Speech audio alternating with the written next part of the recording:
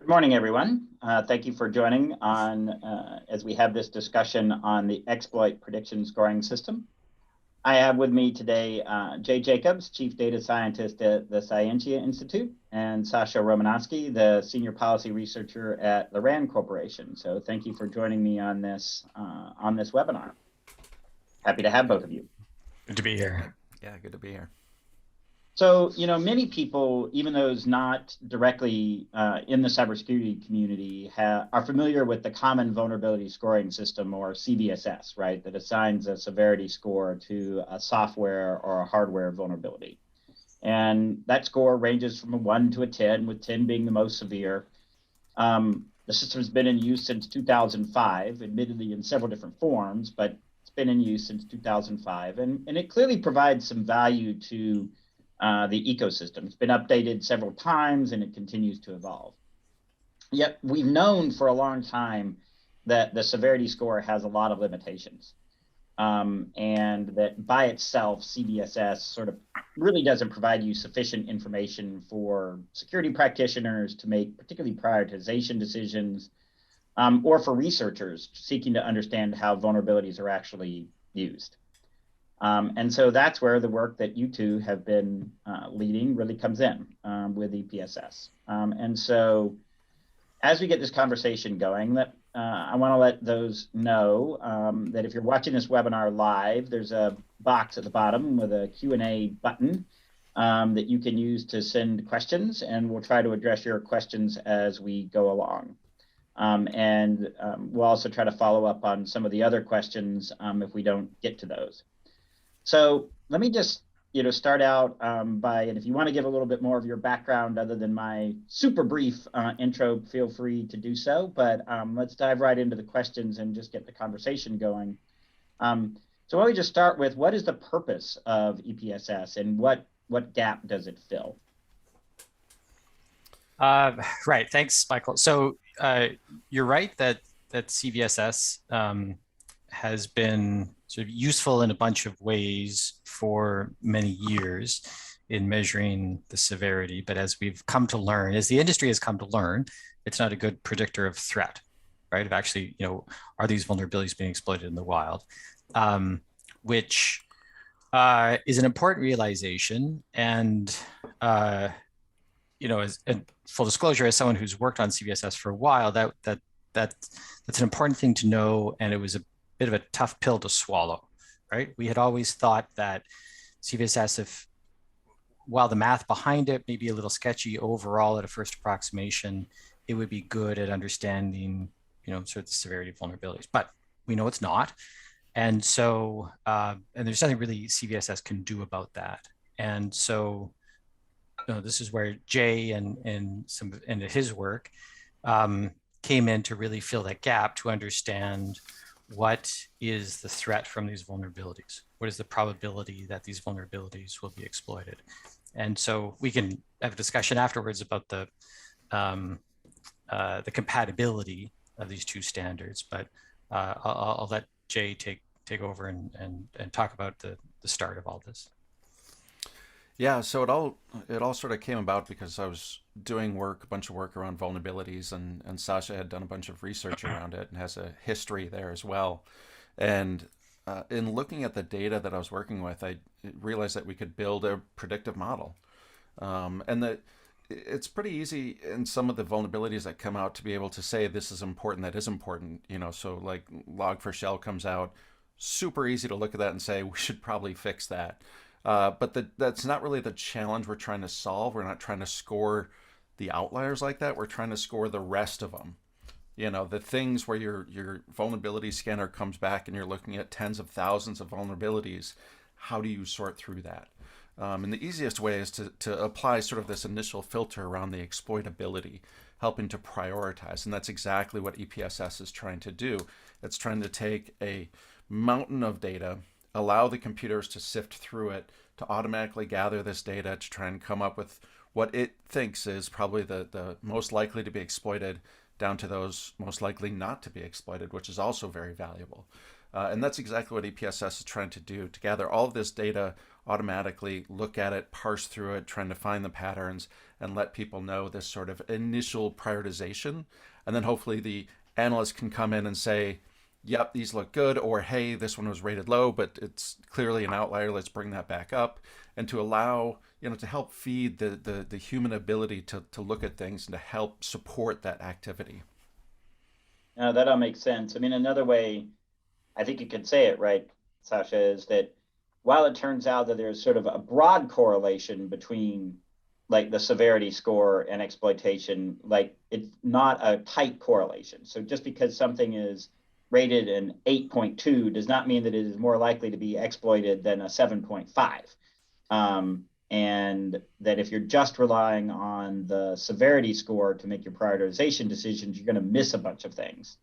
And I think that shows an evolution of the thinking of realizing that you need both, right, to really do a good job. Yeah, no, and that's I think it speaks to, I think it's a good way to frame it. It speaks to the evolution of us as practitioners and of researchers and of the industry overall, right? The practice of information security, of cybersecurity, right? In early 2000s, there was a bunch of disparate scoring systems for vulnerabilities, but they were closed and they tracked different things, and there was no open framework. And so that was the genesis for CCSS. And we thought that was good enough because that was the we had at the time. Okay, but now we're learning a bit more, and we have better ways of collecting data, better ways of studying the data, and better ways of collecting insights from that, right? So the story about how attackers are not only going after the most critical vulnerabilities, the highest severity vulnerabilities, is kind of an interesting realization. We didn't really know that before, but now we're seeing more and more evidence. So that begs the question, well, what are they going after, right? What are the vulnerabilities that are more likely to be exploited?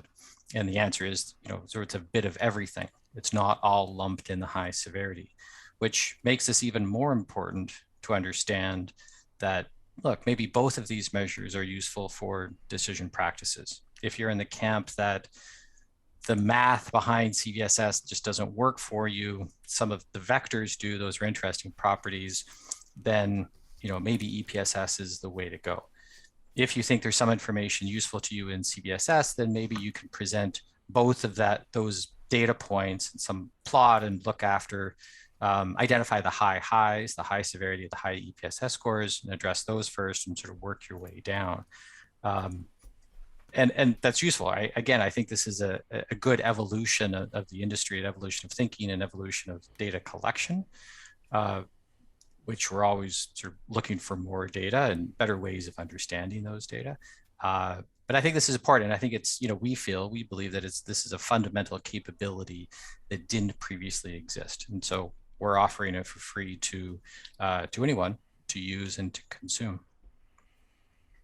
No, and I think that's it's a really good step forward, and it's one of the reasons why I've been a supporter of this effort for some time. Yeah. Particularly because I come at it from my old government days too, of just even the government trying to make decisions about these sorts of prioritization issues, right? And you can see the Department of Homeland Security making efforts to try to say, no, really patch this stuff first, but you still need a way to sort through the vast mountain of data that you have.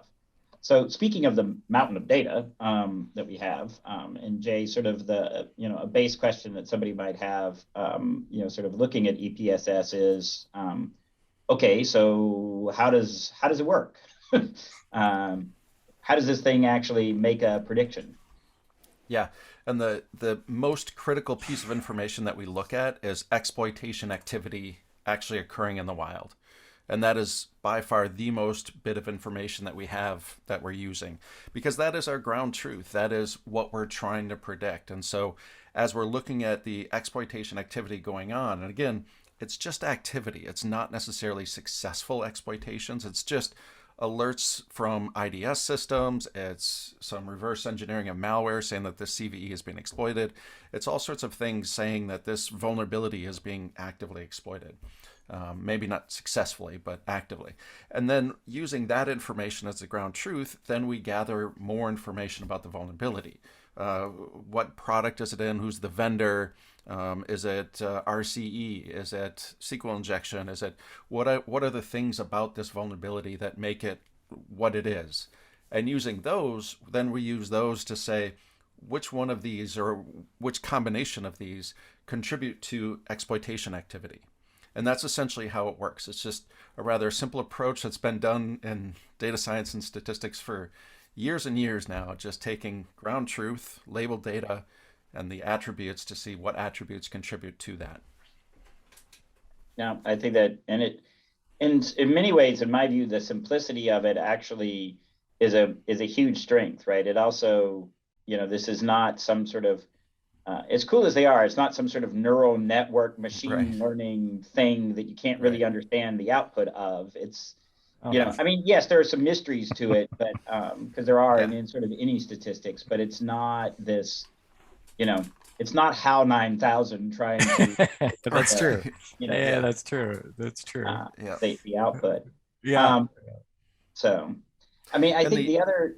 Go ahead, Jay. I was just going to say we did just update the algorithm earlier this month, and we did go to something that is typically labeled machine learning, possibly even artificial intelligence, depending on your point of view. But it's definitely not a HAL 9000 level, but it is. We are trying to use some state-of-the-art methods to have it look at the data and learn from it, and hopefully provide the best predictive power that we can get. Yeah, there are trade-offs. So the reason behind that is because as we're, for those who have been engaged in standards development, right, there are lots of interests, there are lots of equities, and you're trying to optimize over all of those equities or interests or priorities, right? So usability is a big one. We could have the fanciest gonculator in the world, but if it's not sort of usable by anyone, then that's not great.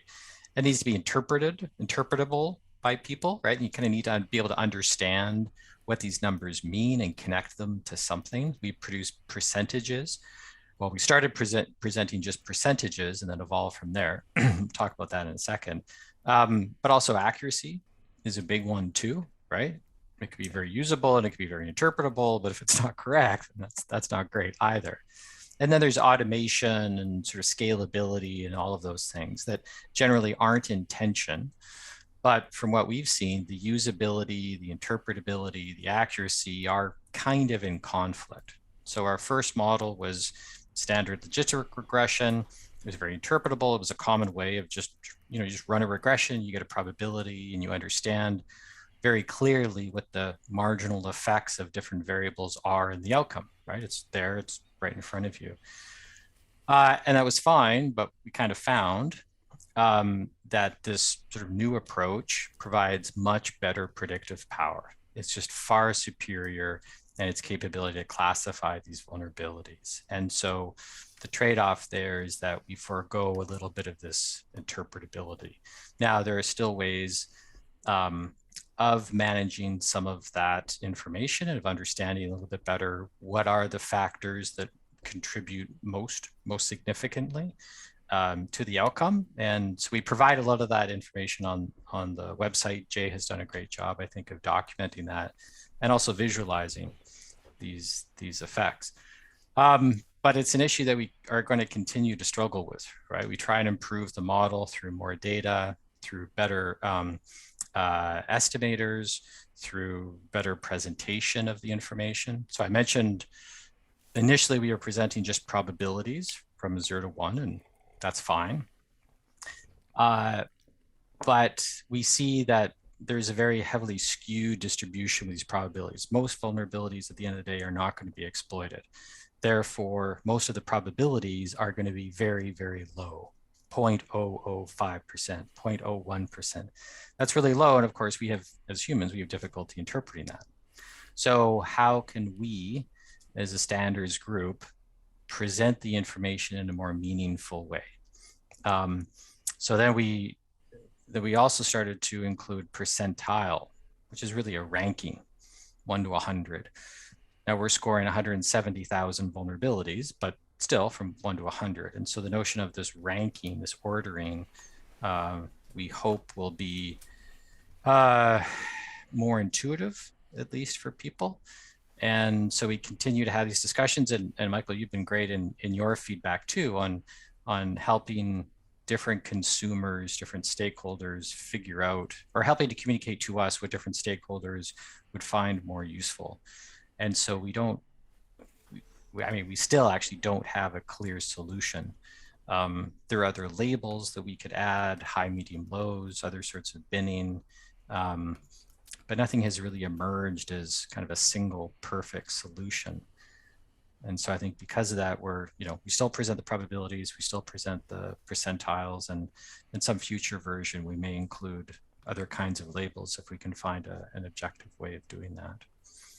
Yeah, and I think I want to pull out one thread, and Jay, I think you may even have a slide that that shows some of this. One of the more interesting things that I've seen out of the just from even the initial results, right, is what you were just talking about how that the probability of exploitation is actually really low for most vulnerabilities, and sort of that skewing is something that when it sort of came out, I was like, oh yeah, that kind of makes sense because thousands of vulnerabilities, but you only hear about a few.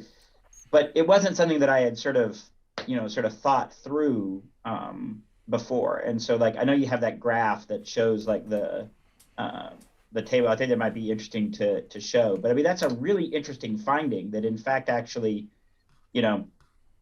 discovering that it has an exploit that the probability of exploit is like 10%. That's really huge. Like that's big. Like you actually need to do something about that. And to your point, Sasha, like that's not intuitive to a lot of people of like, well, this has a 10% chance of being exploited. I need to go do something about that. Like, so. Yeah. Yeah, definitely. And I don't have that slide handy actually, Michael. Okay. Yeah. But yeah, I mean, the crazy thing is when we looked at this, but depending on how we sliced up the data, between 2 and 6, maybe 7% of all CVEs were ever exploited, as far as we could tell with evidence, and that is remarkably low. And so right there, just at a base probability, we're under 10%.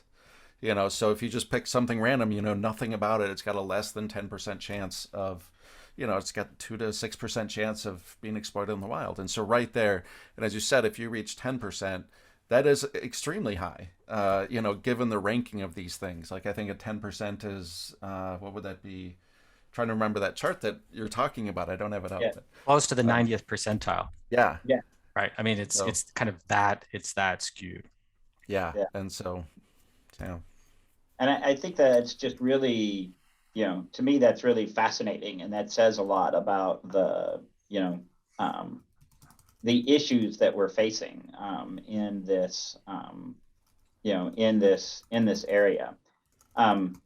And Sasha, I think one thing to just sort of, I wanted to just hone in on with you, that you never intended, and none of us, I think, intend, like EPSS is not meant to replace CVSS as a, it's not meant to replace it in any as a scoring system, I guess I could say. You ask, honestly. And some people are of the camp that, look, CVSS is just kind of flawed inherently, by which I think what they really mean is the math, the way of generating the score, the numerical output from these qualitative values is just kind of goofy and just doesn't work for them. And so for them, they may be very happy and they may welcome removing CVSS entirely and replacing it with EPSS. And that could be fine, right? If at the end of the day for them, what they want is a measure of exploitation, and they think that's the kind of the thing to worry about the most, that it works. You substitute one scoring system for the other and away you go, you're good. The scores are there, they're published every day and people can use them. If you're in the camp that, look, there is still information in CVSS that is useful, even if it's not perfect, it's still at a first approximation, it's still sort of fine, we know that 10s are worse than 5s or worse than 1s, then we can present the information on a, say, a 2x2 plot, and worry about the high severities and the high probability of exploitation and kind of move along, just integrate the scores fine. You still don't want to do anything weird by, multiplying numbers to get to measure risk or anything like that. But, I believe that there is still value in both systems and they can be used together. And I think, a lot of people have worked CVSS into their workflow and their prioritization, their management, vulnerability management prioritization scheme. And so it may be too much of a lift to remove it. Yeah. I would add to that too, Sasha. Sorry to cut you off there, but I think that CVSS has done a really, really great job at capturing sort of the questions that analysts would want to ask. Like, hey, is this exploitable through the network? Does it require user interaction? Does it affect the confidentiality or integrity? And these are all very, very valuable questions. And so in my mind, I think EPSS is sort of that front. Let's create just sort of a broad ranking, and now let's get the experts in there, the analysts, to say, all right, this was rated high, but it's a local one, it's requires user interaction, whatever it is. These things that CVSS has already brought out, those may be decision points to say, hey, this is rated high, but because of where it is, because of the environment, other aspects of CVSS, we're gonna deprioritize, or vice versa. Hey, this is on the network. It's something. It's internet facing, but it's rated low in EPSS. Let's bump this up because it is where it is. It's in that environment. And I think CVSS has done a great job at capturing some of those essential questions that analysts will want to know about these vulnerabilities to help them make a better, more informed decision. So I think they need to work together. Yeah, I actually agree with that, particularly from a perspective of, again, trying to also assess how the government reacts to vulnerabilities, right? And from a government policy standpoint, from like, how do we treat that? Well, you want to know like what the potential impact, and not just on any one given organization, but sort of more broadly, what's the impact of that across the system. And I do think that, again, as a first approximation, like, am I going to distinguish between an 8.3 and a 8.15? Like, no, like that's asking too much of the system. But I do care if it's a 9.5 versus a 3 on CVSS. And then I want that other piece, like, okay, sure, it's a really significant vulnerability, but if I've got to have physical access to the device, okay, that's very different than a remote code execution, right? And Yep. All of those things matter, and you need both to make your to inform the decisions and the policy that you're gonna follow. Yeah. Right. I think it's one of the things we found to be very useful are understanding the different stakeholders, and so any given organization, any given network defender, can ingest it and consume it and use it for prioritization, great.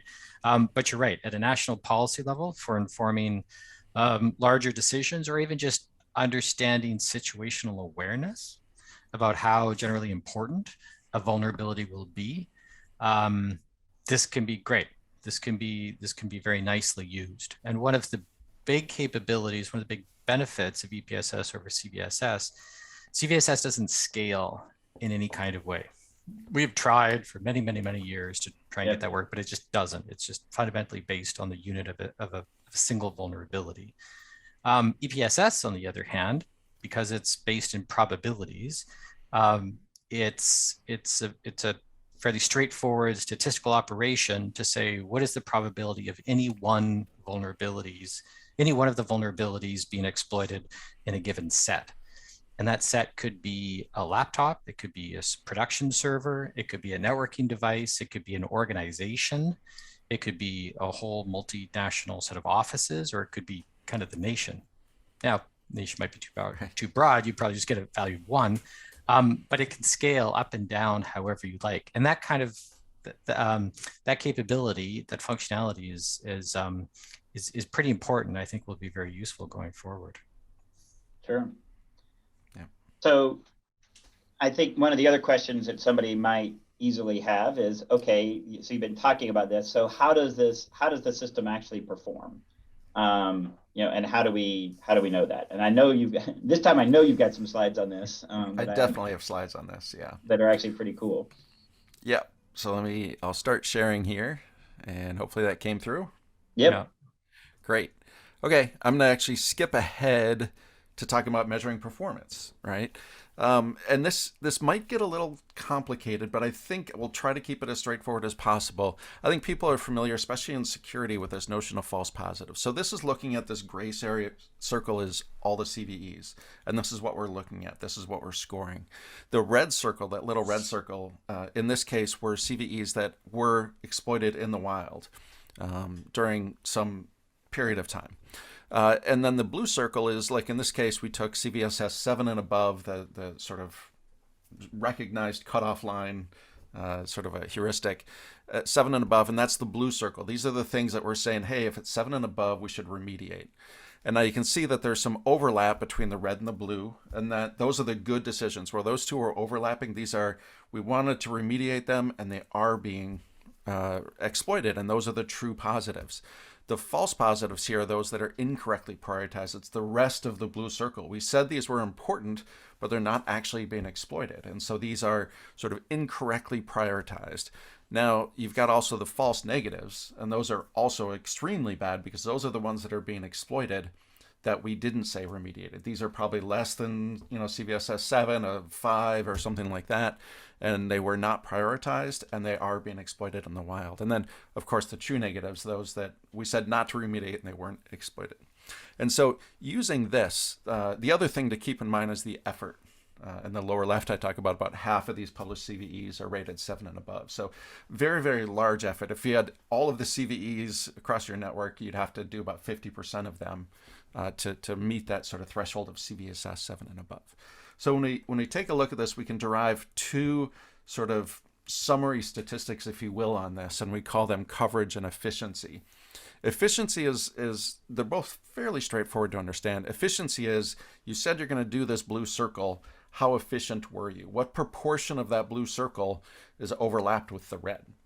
And so you're making these things. You want to be efficient, of course, so you want as much of that blue circle to be covering the red circle as possible. And so in this case, we've got a rather low efficiency. We're doing a lot of activity in that blue circle, but not a lot of it is in the red. And it's basically just looking at the false positives and true positives to get that proportion. Coverage, on the other hand, looks at the red circle and says, out of those being exploited, how much did we cover? We want to cover all of those being exploited and remediate those. And so we're just looking at the true positives and the false negatives to look at that ratio of how many did we cover that we should cover. And then using that, we can start to measure the performance of different approaches. And as I mentioned, we just came out with version 2. I think we're actually calling it something slightly different, but it's the new version, right? And on the left, we've got CVSS 3, and it's 3 and 3.1. They both produce the same score using NVD. And you can see at a threshold of 8.8 and above. So that threshold is much higher here. And an effort, you're doing about 253 out of every 1,000. The coverage is about 50%. And what I tried to do here is to keep that coverage about equal. So I wanted coverage about 50%. You're covering about 50% of that red circle. And then the efficiency with CVSS 8.8 and above, you're getting efficiency about 5%. About 5% of that blue circle is overlapping the red. 5% are being exploited in the wild. When we look at V1, the effort drops down significantly, and you can see the threshold now is 0.066. About 6% probability of it being exploited in the wild. So the effort is 93 out of 1,000. Significant reduction in that effort. The blue circle is much smaller. We're maintaining about the same level of coverage, but our efficiency is going up because we reduced that blue circle. Now we're at just under 13% efficiency. As we go to the new model, we're reducing that circle again by about half, about 47 out of 1,000 need to be remediated. Coverage is about the same again, trying to maintain that, and then efficiency jumps up to 42%. So the real savings here is probably going to be in that effort and the efficiency, where we can meet the same level of coverage, but we can reduce the level of effort to get there, reduce our costs, or maybe increase our capacity then to get even more coverage. And by doing that, if we maintained that level of effort, if you will, this is another view trying to maintain that level of effort, you can see that the blue circle now is moving more and more over that red circle. We're increasing the coverage. And I think that this is a really strong way to talk about the performance. And one other thing I want to call out is one of the challenges people say you're predicting about the future, right? How can you possibly measure the future? And one of the ways that we do that is through hindsight. So we will train a model, say, up until November, and then we'll take a look at December, and we have data, up through today. And so if we train something up to November, we can look on December 1st and say, how would this score December 1st for the next 30 days? And we can look in December and say, how many of these were actually exploited in the wild? We can actually use history to predict the future, but both of them are in history right now. So we can say, how would this perform in the future looking forward? And that's a very important distinction. We're not just sort of blindly saying we hope this performs well. We're actually measuring it. And that's what these are actually measuring. These are actually trained up until November or October in this case, and we're scoring November 1st, looking at the next 30 days, using the actual historical data on a historical model to see how it would have performed moving forward. And so we have fairly good confidence that now that we've scored up until, I think, January 1st, we're going to perform well moving forward. So that's how we're scoring. This is the efficiency and the coverage. We're seeing that improvement overall. Yeah, and I think what's really great about this, right, is this enables defenders and other things to sort of mix that efficiency and coverage, right? So they can trade off some additional effort and know they're getting more coverage, or they can sort of make themselves more efficient and maintain the coverage. So I think that's really cool. Yeah, and just it was a good segue into this slide where this is mapping that efficiency and coverage trade-off. So like the blue line EPSS V2, if you're starting in the upper left, if you're on the left of any of these, it's the highest score.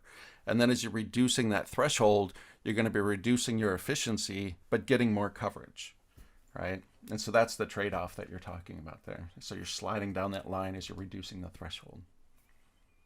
I think one of the things that we can do is maybe help users turn this information into maybe more tractable decision strategies, right? If you're a small, because what this is getting at is saying if you're a small organization with constrained resources, you only have 5 people to help patch stuff, where should you best be putting your efforts? How can you best optimize what you're doing? That leads you to one approach. On the other hand, if you're a larger organization and you have lots of resources available to you, how can you increase the coverage? How can you fix more things more vulnerabilities in order to sort of reduce your risk, increase your security posture? So we could probably spend some more time thinking about how to operationalize this for people. The other point, I wanted to make another point about the slides that Jay has here, because I think they're really great. And the one before, I think the punchline of this is that in order to obtain the same amount of coverage using a strategy of CCSS, you'd have to fix 250 odd vulnerabilities. In order to hit the same threshold with EPSS, you'd only have to patch 47 vulnerabilities, right? So a fifth, so 20%. Right? So you'd only have to patch 20% of the vulnerabilities. So imagine the cost savings, right? The resource savings of that. If whatever budget, so you're a network defender in some company, you have some budget that you're spending to patch vulnerabilities. Now imagine reducing that to 20%, right? That could be a fair bit of extra resources freed up to do other things. That's what we're offering. That's essentially the business case for EPSS, and I think that's pretty powerful. And I think Jay does a great job of showing that here. Yeah, and I think to me that is the value that I think a lot of us hoped would be able to come out of developing this model when we first started working on this, and so I think it's a great outcome. Of course, all the systems, right, that we have, they all have limitations. And so, I think it's also important to talk about some of those limitations of the system and sort of understand what it can't do for you. And stuff that marketing people never want to talk about, but I think it's actually important for those that are actually going to use it to understand the limitations. And so you want to talk about some of those as well. Yeah, and there's a few because this is not a perfect system. One of the things actually to call out is on this plot that we're looking at. If you notice, all of these lines sort of converge in the lower right, where efficiency is low. The only way to get 100% coverage essentially is to remediate everything, right? So it's not attainable, and I think that is sort of a first realization that this is not going to tell you to just fix these 10 things and the rest you can forget. Like if you're in a high critical situation, you have to go for everything. The other thing is the limitation is around the data. The algorithm, the model, the approach only knows what it has seen, that it knows to look at and that we're feeding it. And so like if somebody writes a blog post saying there's this thing and it never gets a CVE and it starts being exploited, we'll never see it, we will never score it. And then if there's a published CVE and someone writes a blog post with additional detail, the approach is not consuming individual blog posts. It's not even consuming Twitter right now, which is a great data source that we need to be collecting. We're collecting now, and it'll be integrated once we get a good history of data.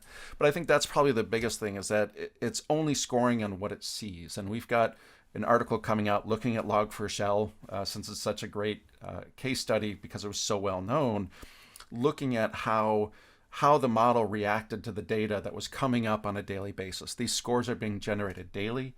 They're available for download. And so as these things come in, as the situation is evolving, EPSS is going to evolve and have that score shift. And again, like probably the biggest limitation is that it's only going to know what it knows to look for. So to build on that, the exploit data that we get largely come from data sources, commercial sources from which we have data use agreements that are based on internet-facing systems, right? So that is where the training happens, which means consequently, EPSS isn't well suited for, say, IoT devices, for medical devices, for cars, for some of the more ICS SCADA systems. It's just not quite built that way. But there's a solution to that, which is to acquire more data. So to the extent that, anyone listening, this is a very self-serving, interest here I'm going to communicate, but to the extent that anyone interested knows or has friends with data that systematic or information systems that systematically collect data on attempted exploits, whether that is public-facing internet systems or IoT or SCADA or medical device or whatever, and are willing to share with us and collaborate, we would love that, because the more data we have, we add to the pile, and the smarter EPSS gets, and the more accurate it gets, and the more useful it gets for everyone. And then we share all of that back to the community. Yep. Yeah, and I think one of the other points that I would make too is that the EPSS score is dynamic. I mean, in the sense that it is going to change. And so it's not like you could look at what EPSS was back on December 15th of 2021 and go, yep, I got my exploit score. I don't have to look at it again, right? Whereas a CDSS score is more or less static, right? And I think that's an important distinction to make, which is that you need to be looking, because different information changes. And I think one of the other fascinating things that this effort has also already started to highlight for me is that there seem to be two categories of vulnerabilities: the ones that get exploited really quickly after they're discovered, and then the ones that tend to lag, that it's been out for 8 months and then we see an exploit for it. And that was really fascinating to me too, because certainly I came at it from the mindset of, oh, well, if they're going to exploit it, they're going to do it really quickly. And that turns out to be true in some cases, but not in every case. And I find that really interesting as well, which means that you need to be paying attention to what's happening over time. And that is another sort of wrinkle, if you will, but another factor that I think defenders have to take into account. Yep, absolutely. And on our when we talk about the model on our website on first.org, we've got a slide in there that looks at the variables and how they're contributing, which is, as we talked about, we're using a more advanced method. And so measuring the contribution of individual variables is very difficult because it's dependent on context. But when we looked at that age variable, when was it published and how is it contributing to the likelihood of exploitation, we actually see it rise for like years, meaning that the probability that a 3 or 4 year old vulnerability is going to be exploited is higher than a 0-day, across all of these sensors that we're looking at, which I think is absolutely fascinating. And that's one of the things that I love about working with data, is that when I'm surprised by an outcome and I check it and double check it, and like, yeah, there is something here, that these older vulnerabilities have a higher probability than being exploited than brand new ones. Although, as you mentioned, there are some brand new ones that as soon as they come out, they're hitting the ground running. You want to address those too. So yeah, it's really interesting looking at the landscape like that. Yeah, Michael, it's a great insight you have there, because it does take a public relations campaign on our part to properly communicate what EPSS is and isn't. First of all, again, it's not a measure of risk, and it's never going to be. It's just one factor, yada yada yada. But also that the scores are changing, because threat is changing, new vulnerabilities are released, new information about existing vulnerabilities are released. So all of that goes in and all of that changes. And that's maybe a little more difficult for users to work into their processes, right? If you're normally if you're normally used to a static CBSS score, you just ingest it once, you download it once, and away you go. But now it's kind of constantly. So there is a change that people need to get used to. And that's just the way it is, because it's threat, like you said. But what this also does for us is present some wonderful opportunities for further research, right? We just don't know a lot about how threat changes. We don't know a lot about how these different factors influence probability of exploitation. Right now, it's Microsoft and IBM and Apache and we all know that, but how is that changing over time? And how do these other factors, these characteristics of a vulnerability, affect their exploitation? What are the theories driving attacker exploit of vulnerabilities, right? There's just so much of this that we don't know, that we can start to answer with this effort. And as we get more data, and as we get more thinking and more people to collaborate and work with us, we can start answering these very fundamental questions. And that's an amazing place for us to be together, and an amazing opportunity, I think. So it's very exciting. Yeah, no, I completely agree. And as we could keep talking about this for a long time, because I love nerding out on this stuff. I may not be a data scientist like Jay, but I love the data, and that everybody laughs because I'm always like the stats guy for my kids' sports teams. I'm always the guy keeping the book of the stats and everything, because I love that. Good. But as we start to wrap up, this, I think there have been several questions about the data sources and other things, and I think all of that's laid out very clearly on the subsite on first.org that's associated with EPSS. But you made a remark, Sasha, and I think maybe where we can start to kind of finish this out is, if someone wants to get involved with this project, how can they do that? And where do you see EPSS going? Yeah, great questions.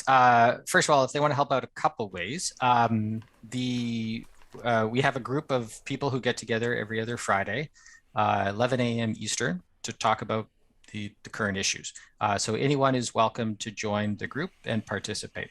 We have email and Slack and the video calls, and it's open to everyone. Another way to participate is to use the data and tell us what you think. Is it working for you? Is it not working for you? Is there something difficult that you find to interpret or to use, or whatever? Feedback is always welcome. And then, as I mentioned, to collaborate with more data, right? Again, and maybe it's a small amount of data. I think what we're finding, a lot of organizations, while they may have their infrastructure, their IDS, their honeypots, whatever, they aren't set up to systematically collect information with CVEs, and to kind of package that up and send it. But our system works now on daily counts, so daily counts by CVEs. And if people are able to package that up and start a feed with us, we would love to. And your other question was the direction it's heading. Oh, the direction it's headed. Good question. So there's a lot of more automation in the future. I mean, right now we're collecting data on a daily basis, sometimes more than daily, a couple of times a day.